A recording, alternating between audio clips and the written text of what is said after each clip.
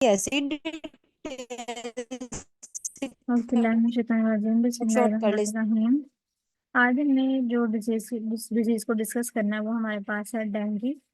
ठीक है, हमने लास्ट टाइम जो है वो चिकन पॉक्स के बारे में थोड़ा सा पढ़ा था और स्मॉल पॉक्स के बारे में पढ़ा था। अब हमारे पास बेसिकली एक आर्थ्रोपोड बोन वायरल इन्फेक्शन है जो हमने आज डिस्कस करना है। हमारे पास सबसे पहले आता है कि अगर हम इसको देखें डेंगू की कॉज होती है वो क्या होती है। सबसे पहले इसकी डेफिनेशन में आता है कि कॉमनेस्ट बोर्न वायरल इन्फेक्शन होता है ह्यूमंस के अंदर जो होता है। ठीक है, आपने इसकी पॉजिटिव एजेंट को पढ़ा होगा पहले भी, फ्लेवी वायरस होता है जो कि डेंगू की कॉज जो है वो बनता है। ठीक है, इसके अलावा 4 डिफरेंट एंटीजेनिक वेराइटीज होती हैं डेंगू वायरस की जो कि इंसानों के अंदर पाई जाती है। ठीक है, फीमेल का जो नेम है वो आपने याद रखना है इसके अंदर। और उसके बाद आपने ये याद रखना है कि इसका इंक्यूबेशन पीरियड क्या होता है। इंक्यूबेशन पीरियड हमारे पास हमने पहले भी पढ़ा था। इंक्यूबेशन पीरियड होता है कि जब जो है वो होस्ट के अंदर जो है वो माइक्रो ऑर्गेनिज्म ट्रांसमिट होगी उससे लेके फर्स्ट साइन एंड सिम्टम्स जो है वो अपीयर होंगी, तब तक का जो पीरियड होता है उसे हम कहते हैं इंक्यूबेशन पीरियड। ठीक है, तो इंक्यूबेशन पीरियड अगर हम डेंगू का देखें तो वो कितना होता है, 3 to 10 डेज। ठीक है, जब भी बाइट जो है वो उसको हो चुकी है उसके बाद first sign and symptoms appear होने के दरमियान वाला जो पीरियड है वो है इंक्यूबेशन पीरियड। और वो आपके पास कितना है, 3 to 10 डेज। क्लिनिकल फीचर्स की अगर हम बात करें तो इसके अंदर आपके पास 3 तरह के फीचर्स जो हैं वो अपीयर होंगे। ठीक है, सबसे पहले आपके पास आता है क्लासिकल डेंगू फीवर। ये क्लासिकल डेंगू फीवर का दूसरा नाम आपको पता है ब्रेकबोन फीवर भी होता है। इसमें हमें जो करेक्टरिस्टिक्स मिलती हैं ज्यादा वो कौन कौन सी मिलती हैं कि फीवर हो जाएगा आपको। ठीक है, हेडेक होता है बहुत ज्यादा, फेशियल फ्लशिंग होती है, सॉफ्ट पैलेट वगैरह जो होते हैं या आपकी स्किन के ऊपर जो है वो थोड़े थोड़े रैशेज जो होंगे वो अपीयर होंगे। ठीक है, लिम्स के ऊपर भी जो है वो ज्यादातर रैशेज अपीयर होते हैं। कफ इसके अंदर मोस्टली अनकॉमन होती है। फीवर जो होता है वो आपके पास ज्यादा से ज्यादा 3 से 4 दिन तक रहता है। ठीक है, उसके बाद जो है वो नॉर्मल हो जाता है। उसके बाद ये है कि कुछ देर तक वो नॉर्मल रहता है, लेकिन ये है कि फीवर दोबारा होने के चांसेस भी होते हैं। ठीक है, ये आपके पास क्लासिकल डेंगू फीवर की कुछ करेक्टरिस्टिक्स होते हैं, कह लो कि किस तरह से ये अपीयर होता है। ठीक है, सिवियर फटीग जो है वो आपको इसके अंदर अपीयर होगी। ये उसकी साइन एंड सिम्टम्स थोड़ी सी जो है ना उन्होंने बताई हुई है। पहले आपने क्लासिकल डेंगू फीवर के बारे में याद रखना है, उसका दूसरा नाम पता होना चाहिए कि इसको ब्रेक बोन फीवर कहते हैं, और इसके अलावा इसकी करेक्टरिस्टिक्स के बारे में पता होना चाहिए।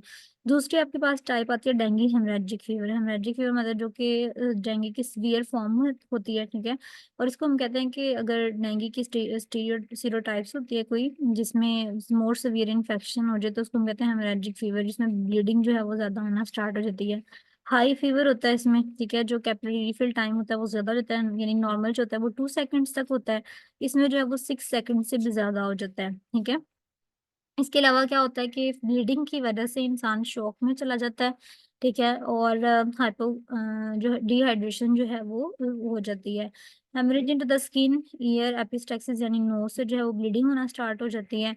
और इसके अलावा जो है वो आपके पास हर मतलब कि जो भी ओपन स्पेस होगी वहां से जो है वो आपकी ब्लीडिंग होना स्टार्ट हो जाएगी। इसको हम डेंगू शॉक सिंड्रोम भी कहते हैं। ठीक है, तो एक हमने क्लासिकल डेंगू की जो है वो टाइप पढ़ी है। डेंगू फीवर की हमने 2 तरह की टाइप्स पढ़ ली हैं। एक तो क्लासिकल डेंगू फीवर है जैसे हमने सिंपल ब्रेकबोन फीवर कहा, उसके अंदर हमने कुछ करेक्टरिस्टिक्स फीचर्स जो हैं वो उसके पढ़ लिए। ठीक है, उसके बाद हमने डेंगू हेमरेजिक फीवर पढ़ा जिसमें हमने पढ़ा कि ज्यादा सीवियर फॉर्म अगर हो जाए तो उसमें ब्लीडिंग होना स्टार्ट हो जाती है। ठीक है, कैपिलरी रिफिल टाइम जो है वो 6 सेकंड से ज्यादा हो जाता है और शॉक की कंडीशन जो है वो अपीयर होना स्टार्ट हो जाती है। हमारे पास डेंगू हेमरेजिक फीवर आ जाता है। ठीक है, 2 तरह की जो है वो इसकी टाइप्स आ जाती हैं। अब हमारे पास इसका कुछ डायग्नोसिस है कि अगर आपने डायग्नोस करना है कि किस तरह से आप इसको डायग्नोस कर सकते हैं, तो इसकी 2 तरह की उन्होंने डायग्नोसिस फर्दर आपको बताई। ठीक है, क्लिनिकल में या लैब्स में आप किस तरह से डायग्नोस कर सकते हैं। अब क्लिनिकल में देखें कि जो हेमरेजिक मैनिफेस्टेशंस होती हैं वो तो आप वैसे भी एक टॉर्निकेट टेस्ट के थ्रू जो है वो डिटेक्ट कर सकते हैं, या फैटी या इन लार्ज लीवर हो तो उससे भी जो है वो आइडिया हो सकता है। लेकिन लैब्स में प्रॉपर इसका एक टेस्ट होता है। ठीक है, एलाइजा टेस्ट हमारे पास होता है जिस तरह के यहाँ पे उन्होंने दिखाया हुआ है। एलाइजा बेसिकली एक कॉमन लेबोरेटरी टेस्टिंग टेक्निक है जो कि आपके पास एंटीबॉडी, सर्टेन एंटीबॉडीज, एंटीजेंस या प्रोटीन्स, हार्मोन्स होते हैं बॉडी फ्लूइड के अंदर, उसको जो है वो प्रॉपर क्या करती है, डिटेक्ट करती है। ठीक है, इसमें ब्लड प्लाज्मा भी आ सकता है। ठीक है, स्लाइवा भी आ सकता है, आपका सीएसएफ भी आ सकता है। और एलाइजा जो होता है वो basically stands for, E for enzyme, L for linked और एंजाइम लिंक्ड इम्यूनोसॉल्वेंट एसिड। ठीक है, इसका दूसरा नाम ईआईए भी होता है, ईआईए टेस्ट भी इसको जो है वो हम कहते हैं। उसके बाद आपके पास एलाइजा के बाद देखें, इसके अंदर हम देखते हैं जो हेमाटोक्रिट की कंसंट्रेशन होती है वो मोस्टली इंक्रीज हो जाती है। कितने परसेंट? 20% जो है वो इंक्रीज हो जाती है। थ्रोम्बोसाइटोपिनिया हो जाता है। NS1 AG भी एक टेस्ट होता है जो हम डेंगू के लिए करवाते हैं। NS1 मतलब stands for non structural antigen. ठीक है, अगर इसको हम फर्दर में थोड़ा डिटेल से देखें तो NS1 या जो IgM जो होती है ना एंटीबॉडीज, एंड वो क्या होती है? पॉजिटिव होती है इसके अंदर। ठीक है, NS1 और IgM ये पॉजिटिव होती है डेंगू इन्फेक्शन के अंदर। तो ये आपने जब भी डायग्नोसिस करना है तो आपने ये दो चीज़ों को जो होता है वो ज़्यादा डिटेक्ट करना होता है। प्रिवेंशन में अगर आप देखें तो सिंपल प्रिवेंशन टेक्निक्स लिखी हुई हैं कि अगर ट्रैवलर्स हैं तो उनको हमने एडवाइस करना है कि वो जो नेट्स वगैरह होती हैं उसके नीचे जो है वो सोया करें, या कोई रिपेलेंट्स वगैरह जो है वो यूज़ किया करें। ठीक है, स्प्रेज वगैरह जो है वो यूज़ करने हैं। जो फ्लावर पॉट्स होते हैं उनको आपने क्या करना है? ड्राई रखना है। अपनी बॉडी आर्म्स को वगैरह जो है वो अपने बॉडी को अपने आर्म्स को कवर करके रखना है। ठीक है, बॉडी मॉस्किटो रिपेलेंट लोशन जो है वो यूज़ करना है। इसके अलावा जो वाटर कंटेनर्स होते हैं उनको डेली वॉश करना है और उनको कवर करके रखना है। ठीक है, इसके अलावा जो प्रॉपर वैक्सीन होती है वो अभी तक इसकी कोई डिस्कवर नहीं हुई। ठीक है, तो इसके लिए जो प्रिवेंशन टेक्निक्स हैं वो हमारे पास यही हैं। ठीक है, IVC यहाँ पे उन्होंने ना एक इंटीग्रेटेड वेक्टर कंट्रोल प्रोग्राम दिया हुआ है जिसमें दो या दो से ज्यादा मतलब मेथड्स को जो है वो कंबाइन किया जाता है ताकि हम जो है इन सबको थोड़ा थोड़ा यूज करके तो प्रिवेंशन जो है वो कर सकें। IVC stands for integrated vector control programme. अब इंटीग्रेटेड वेक्टर कंट्रोल में कुछ केमिकल चीजें आ जाती हैं जिनको आप केमिकल्स के थ्रू जो है वो मतलब केमिकल फैक्टर्स आ जाते हैं, कुछ बायोलॉजिकल फैक्टर्स आते हैं। आप हेल्थ एजुकेशन के थ्रू जो है वो कंट्रोल कर सकते हो, पर्सनल प्रोटेक्शन कर सकते हो। इसके अलावा सोर्स ऑफ इन्फेक्शन जो है, यानी जिस तरह हमने ऊपर पढ़ा कि वाटर पोर्ट्स को जो है वो अपने ड्राई रखना है, वाटर कंटेनर्स को जो है वो आपने डेली कवर करना है, इनको वॉश करना है। तो इस तरह से मतलब आप सोर्स ऑफ इन्फेक्शन को भी जो है वो डिक्रीज कर सकते हो। ये सारी चीजें मिल मिला के किस में आती हैं? IVC इंटीग्रेटेड वेक्टर कंट्रोल के अंदर। ठीक है, ट्रीटमेंट अगर हम देखें तो ट्रीटमेंट सिम्टोमेटिक होता है, मतलब जिस तरह की सिम्टम्स अपीयर हो रही होती हैं, फीवर है तो उसके लिए आपने सिम्टम्स जो भी अपीयर होते हैं उसके अकॉर्डिंग आपने मेडिकेशन करनी होती है। ठीक है, एंटीपायरेटिक्स आप दे सकते हैं, बॉडी स्पंजिंग करवा सकते हैं। ठीक है, अगर बॉडी टेम्परेचर जो है 40 डिग्री सेंटीग्रेड से बिलो है। एस्प्रिन आपने नहीं देनी होती बिकॉज शॉक की कंडीशन में पेशेंट होता है, उसका वॉल्यूम जो होता है वो बहुत ज्यादा कम हुआ होता है, ब्लड का वॉल्यूम। इसके अलावा आपने 5% एक्सट्रोज जो है वो आप दे सकते हैं, या ब्लड ट्रांसफ्यूजन जो होती है, अगर शॉक की कंडीशन होती है तो ब्लड ट्रांसफ्यूजन भी हम रिकमेंड करते हैं। ठीक है, तो ये आपके पास डेंगू की जो है वो डिजीज आ जाती है। अब हमने क्या क्या पढ़ा इसमें? सबसे पहले हमने पढ़ा कि जी ये होती किस वजह से, ठीक है, कौन सा वायरस रिस्पॉन्सिबल होता है इसके लिए। ठीक है, उसकी फीमेल एडिस एजिप्टा का नाम हमने पढ़ लिया। उसके बाद हमने पढ़ा इंक्यूबेशन पीरियड कितना होता है, 3 to 10 डेज। ठीक है, MCQs के हवाले से अगर हम देखें इंपॉर्टेंट चीजें, क्लिनिकल फीचर्स दो तरह के हैं हमारे पास। एक क्लासिकल डेंगू फीवर है जिसको ब्रेक बोन फीवर कहते हैं, उसमें सिंपल सिंपल चीजें थी। ठीक है, और एक हमारे पास डेंगू हेमरेजिक फीवर है जिसमें ब्लीडिंग होना स्टार्ट हो जाती है। अगर डायग्नोसिस करना है तो आपके पास दो तरह के क्लिनिकल डायग्नोसिस, सिंपल आप टॉर्नी के टेस्ट करके कर सकते हैं। लैब में करना तो एलाइजा करवाना पड़ेगा, या NS1 AG के जरिए जो है वो डिटेक्ट हो सकता है। प्रिवेंशन आपको जनरल प्रिवेंशन बताई गई है। इसके अलावा IVC एक टेक्निक बताई गई है, उसको आपने याद रखना है। IVC stand for integrated vector control. ठीक है, ट्रीटमेंट में सिम्टोमेटिक ट्रीटमेंट करना है, एंटीपायरेटिक्स देनी है आपने। ठीक है, शॉक है तो ब्लड ट्रांसफ्यूजन करनी है। 5% एक्सट्रोज के साथ आपने उसका वॉल फ्लूइड रिप्लेसमेंट जो है वो करनी होती है। तो ये सारी चीजें जो हमारे पास डेंगू में आ जाती हैं। ठीक है, अब इसके बाद हमारे पास जो नेक्स्ट डिजीज है वो है डिphtheria। ठीक है, डिphtheria ये डेंगू की जो है वो मतलब छोटी है, इस तरह से डिphtheria की भी ऑलमोस्ट थोड़ी सी बताइए। सिर्फ इसके अंदर एक चीज जो हमने इंपॉर्टेंट पढ़नी है वो इसकी टाइप्स होंगी। ठीक है, डिphtheria देखिए मैंने सबसे पहले आपको जो जिस तरह आपने जनरल पैटर्न पढ़ा है हर डिजीज का, ठीक है, कि वो उसकी एपिडेमियोलॉजी क्या होती है, distribution by time, temperature, place, person, age, sex, immunity. ठीक है, टाइम मतलब कि ये मोस्टली कब होता है? विंटर सीजन में होता है या ऑटम में ज्यादा होता है? जो डेंस पॉपुलेटेड एरियाज होते हैं, ठीक है, उनमें ये डिजीज होती है वो ज्यादा होती है। अगर हम एज की बात करें तो 1 to 5 ईयर्स के जो चिल्ड्रन हैं उनके अंदर ये ज्यादा होती है। ठीक है, अगर डिटर्मिनेंट्स की बात करें तो इसके अंदर आपके पास दो तरह के डिटर्मिनेंट्स हैं। ठीक है, जो प्राइमरी है वो कौन सा, और सेकेंडरी। प्राइमरी मतलब जो डिजीज कॉज कर रहा है एजेंट वो कौन सा है? Primary bacterium diphtheria. Diphtheria disease आप पढ़ रहे हो ना, तो उसके अंदर इसी का ही पॉजिटिव एजेंट जो है इसी के नाम से है। ठीक है, आगे इसकी भी 4 टाइप्स हैं, ग्रेविस, एमिटस, इंटरमीडिएट और मिनिमस है। इसके अलावा जो सेकेंडरी डिटर्मिनेंट्स हो सकते हैं वो कौन कौन से हो सकते हैं कि सोशियो इकोनॉमिक कंडीशंस जो हैं वो बहुत लो हैं। ठीक है, यहाँ आप कह सकते हो कि ओवर क्राउडिंग हुई है तो इसकी वजह से भी जो है वो डिप्थीरिया हो सकता है। अब आगे आपने इसका सोर्स ऑफ इन्फेक्शन करना है जो इम्पोर्टेंट है। नेजोफेरेंजियल सिक्रीशंस हो सकती हैं, डिस्चार्ज हो सकता है, कंटामिनेटेड फोमाइट्स हो सकते हैं, इन्फेक्टेड डस्ट वगैरह हो सकती है, ठीक है। ये चीजें इसकी जो है वो सोर्स ऑफ इन्फेक्शन हो सकते हैं। पीरियड ऑफ कम्युनिकेबिलिटी अगर हम देखें तो 14 to 28 डेज तक जो है वो मतलब कम्युनिकेबिलिटी है, period of communicability. Mode of transmission इसका ड्रॉपलेट ड्रॉप्स के थ्रू भी हो सकता है, ठीक है। इसके अलावा स्किन की जो लेयर्स होती हैं अगर वहां से भी देखा जाए तो होता है। फोमाइट्स जो डेली बेसिस पे क्लॉथ्स वगैरह यूज करते हैं, ठीक है, सर्फेसिस होती हैं प्लास्टिक सर्फेसिस, उसके थ्रू भी जो है वो ट्रांसमिट होता है। ह्यूमन बीइंग जो है वो इसका रिजर्वायर है, यानी जिसके अंदर इसने अपना जर्म जो है वो रखना होता है। पोर्टल ऑफ एंट्री इसका रेस्पिरेटरी रूट भी हो सकता है, नॉन रेस्पिरेटरी रूट भी हो सकता है। रेस्पिरेटरी रूट कॉमन वन होता है, नॉन रेस्पिरेटरी यानी कोई कट लग जाता है या कोई वुंड होता है उसके थ्रू भी जो है ये एंटर हो सकता है। इंक्यूबेशन पीरियड इसका भी आपने याद रखना है, सबके इंक्यूबेशन पीरियड को लिख लेना है एक जगह पे ताकि याद रहे। 2 to 6 डेज इसका इंक्यूबेशन पीरियड है। पैथोजेनेसिस की अगर हम बात करें तो पैथोजेनेसिस किस तरह से होती है, यानी डिजीज ट्रांसमिशन प्रोसेस किस तरह से होता है। इसमें आपके पास ये होगा कि सबसे पहले ग्रेश या येलो मेम्ब्रेन बनेगी, ठीक है।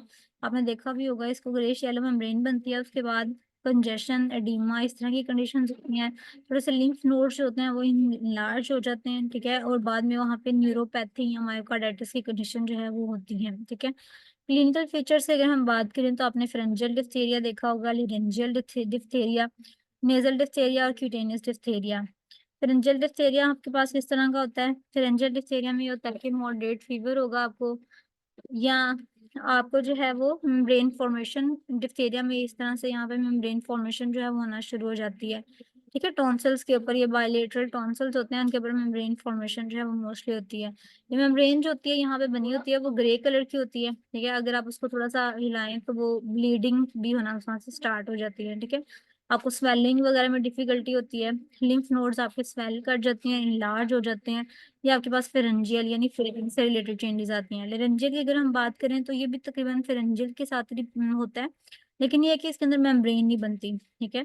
और नेजल की अगर हम बात करें, नोज के अंदर से जितना डिस्चार्ज जाता है उसमें से एक मेम्ब्रेन नोज के अंदर बन जाती है, ठीक है। नेजल मेम्ब्रेन जो है वो बन जाती है, उसके ऊपर व्हाइट मेम्ब्रेन जो है वो आपको अब उसकी फॉर्मेशन होती है, वहां से डिस्चार्ज होता है, ठीक है। और वो उसकी स्मेल बहुत ज्यादा फूल होती है। क्यूटेनियस डिप्थीरिया की अगर हम बात करें, इसको डेजर्ट सोर कहते हैं, यानी स्किन के ऊपर ही सिर्फ एक फेस मेम्ब्रेन बन जाएगी, उसे हम कहेंगे क्यूटेनियस डिप्थीरिया, ठीक है।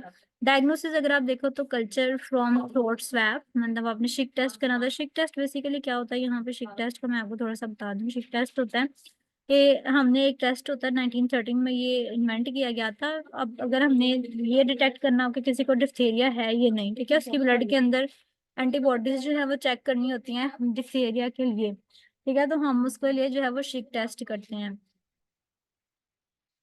शिक टेस्ट करते हैं, ठीक है। 0.2 millilitre of Schick test is injected into the skin. Forearm के अंदर जो है वो हम क्या करते हैं, इंजेक्ट कर देते हैं टॉक्सिन को, और उसके बाद जो है वो डिटेक्ट कर लेते हैं। और नेगेटिव थोड़ा सा होता है, मतलब कि अगर पॉजिटिव किस तरह से आपको पता चलेगा, जब आपने टॉक्सिन डाला है वहां पे रेड फ्लैश बन गया जो कि 10 to 50 मिलीमीटर का होता है। इसमें से बस आपने ये याद रखना है कि पॉजिटिव किस तरह से होगा, आपको कैसे पता चलेगा कि शिक टेस्ट पॉजिटिव है। अगर आपने टॉक्सिन डाला है, ठीक है, शिक टेस्ट टेस्ट के लिए आपने टॉक्सिन डाला है और वहां पे रेड फ्लैश बन गया 10 to 50 मिलीमीटर का, तो आपके पास टेस्ट जो है वो पॉजिटिव है, मतलब इंसान को जो है ना वो है डिप्थीरिया, ठीक है। और अगर आप क्या करते हो कि दोनों आर्म्स के ऊपर, एक आर्म के ऊपर बना एक आर्म के ऊपर नहीं बना, ठीक है, फिर पॉजिटिव होगा। लेकिन अगर इक्वली बन गया दोनों आर्म्स के ऊपर, ठीक है, तो उसको हम कहते हैं कि ये तकरीबन सूडो पॉजिटिव जो है वो हो जाता है, यानी ट्रू भी हो सकता है ये फॉल्स भी हो सकता है, क्योंकि ये रिएक्शन मोस्टली क्या होता है बनता है और 4 दिन के अंदर अंदर चला जाता है। इसको हम कहते हैं ये एलर्जिक टेस्ट भी हो सकता है, एलर्जी टाइप भी कुछ जो है वो चीज हो सकती है। Control arm shows a pseudo positive reaction and test arm show true positive reaction. Combined reaction का मतलब ये है कि कभी कभी इस तरह से होता है, एक आर्म जिसके ऊपर हमने कंट्रोल दिया होता है एनवायरनमेंट, यानी उसके ऊपर हमने टॉक्सिन डाला होता है, उसके अंदर थोड़ा सा पॉजिटिव फॉल्स पॉजिटिव रिजल्ट आता है, और जो दूसरा आर्म होता है ना उसके अंदर ट्रू पॉजिटिव आ जाता है। तो फिर हम कहते हैं कि ये कंबाइंड रिएक्शन, यानी इसमें हो भी सकता है और नहीं भी हो सकता। ये कंबाइंड रिएक्शन वाला जो है हमारा पर्सन हो सकता है डिप्थीरिया, उसके उसको हो सकता है ना भी हो, कंबाइंड रिएक्शन भी अपीयर हो सकते हैं, ठीक है। इसके अंदर जो चीज आती है कंट्रोल एंड ट्रीटमेंट में ना, ये पॉइंट्स जो यहाँ बने हुए हैं ना, ये चीजें बहुत दफा पूछी गई हैं कि अर्ली डिटेक्शन करनी है आपने, आइसोलेशन करनी है, केस को कंट्रोल करने के लिए आपने क्या करना है, सबसे पहले डिप्थीरिया को डिटेक्ट करना है, फिर आपने उसको आइसोलेट कर देना पेशेंट को। ट्रीटमेंट में आपने क्या करना है, डिप्थीरिया के लिए एंटीटॉक्सिन जो अवेलेबल है उसको आपने देना है IM, ठीक है, और कितनी देनी है, 0.2 मिलीलीटर सबकट देनी है। माइल्ड केसेस में आप 40,000 यूनिट्स दे सकते हैं, ठीक है। इसके अलावा मॉडरेट केसेस में आप 80,000 दे सकते हैं, और सीवियर केसेस में आप 120,000 भी दे सकते हैं। ये करना है आपने। बेंजिलिन पेंसिलिन की अमाउंट याद करनी है कि वो कितनी देनी है, 2.5 लाख यूनिट्स, ठीक है, और कब कब देनी है ये भी याद करना है। कैरियर्स को रोकने के लिए आपने एरिथ्रोमाइसिन देनी है 250 mg 6 आवर्स, मतलब इनके डोजेज जो है ना वो आपको याद करनी पड़ेंगी, बिकॉज यूएचएस में जब पूछा जाता है क्वेश्चन डोजेज ना लिखो तो नंबर इतने ज्यादा नहीं मिलते। कांटेक्ट आपने रोकना है, ठीक है, मतलब जो जिस पर्सन को है उससे कांटेक्ट मोस्टली आपने क्या करना है, नहीं करना। अगर कोई करता भी है तो उसको भी प्रोफाइलेक्टिक ट्रीटमेंट यानी उसको भी सेम ट्रीटमेंट जो है ना वो आपने पहले ही दे देना ताकि उसको ना हो। कम्युनिटी में आपने किस तरह से इसके बारे में अवेयरनेस देनी है, ठीक है, हर 10 साल बाद जो है वो उसके जो भी इन्फेंट है उसको बूस्टर डोज लगानी होती है। डिप्थीरिया की बूस्टर डोज क्या होती है ये आपने करना है। ये वाला जो है इतना ये बॉक्स जो है ना कि डिप्थीरिया की बूस्टर डोज क्या होती है, EPA स्केड्यूल फॉर डिप्थीरिया, मतलब DPT येलो कलर की होती है, टॉक्साइड होते हैं, किल्ड वैक्सीन होती है, 0.5 ml लगती है, IM लगती है, ठीक है। लगती कहाँ पे है, इंट्रोलेटरल स्पेक्स राइट थाई के ऊपर जो है वो सामने वाली साइड पे लगती है। फर्स्ट डोज इसकी 6 वीक में देते हैं, सेकंड डोज 10 वीक में, थर्ड डोज 14 वीक्स में, ठीक है, और booster dose 20 to 23 minutes months में जो है वो देते हैं, ठीक है। कॉन्ट्राइंडिकेशन ये है कि सीरियसली चाइल्ड को नहीं देना, बाकी सबको दे सकते हैं। ये चीज आपने कर ली है। और यहाँ पे कुछ मेथड्स लिखी हैं कि आप किस तरह से इसको कंट्रोल कर सकते हैं, ठीक है। कोई डिप्थीरिया की एपिडेमिक है तो इसे किस तरह से कंट्रोल कर सकते हैं, नोटिफाई करना है, इम्यूनाइजेशन करनी है, ठीक है, एक्टिव इम्यूनाइजेशन करनी है, आइसोलेट कर देना पेशेंट को, डिसइंफेक्शन, पास्टराइजेशन, और उसको जो है वो अवेयरनेस प्रोवाइड करके, ठीक है। तो ये आपने जो दो डिजीज हैं डिप्थीरिया और डेंगू, ठीक है, इन दोनों को अच्छे से पढ़ना है, इनके जो इंक्यूबेशन पीरियड है वो याद करने हैं, जो इनके डायग्नोसिस हैं किस तरह से डायग्नोस करना है ये चीज याद करनी है, क्लिनिकल फीचर्स और कितनी कितनी उनकी टाइप्स हैं, ठीक है। ये चीजें जो है वो आपने अच्छे से देखना है। इसके अंदर जो डोजेस हमने पढ़ी हैं वो आपने देख लेनी है। EPA स्केड्यूल जो हमने यहाँ पे पढ़ा है, ये डिप्थीरिया की टाइप्स इंपॉर्टेंट है, ये देखनी है। शिक टेस्ट क्या होता है, पॉजिटिव कब होता है, नेगेटिव कब होता है, और इसके अलावा ये डिप्थीरिया की जो डोजेज हैं, ठीक है, ये चीजें जो है वो इसमें से इंपॉर्टेंट है, ये आपने अच्छे से कर लेनी है। नेक्स्ट जो है वो फिर हम इंशाल्लाह नेक्स्ट लेक्चर में जो है वो डिस्कस करेंगे, ठीक है।